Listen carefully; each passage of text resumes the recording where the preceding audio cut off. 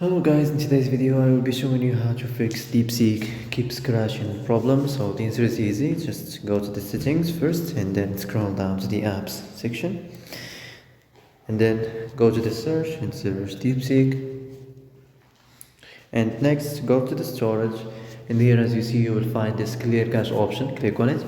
Now you can go check it if it worked, and if it didn't you can try to restart your phone or turn the Wi-Fi off and on, or the Bluetooth or the airplane mode. Also you can try to clear data, but be careful. If you clear data, all the Deepseek's data will be deleted. This includes all files, the settings, the accounts, the databases, etc. So be careful if you want to clear your data. So that's it for today's video. I hope this is the answer you've been looking for. And if you like this video, don't forget to like and subscribe, and see you in the next video.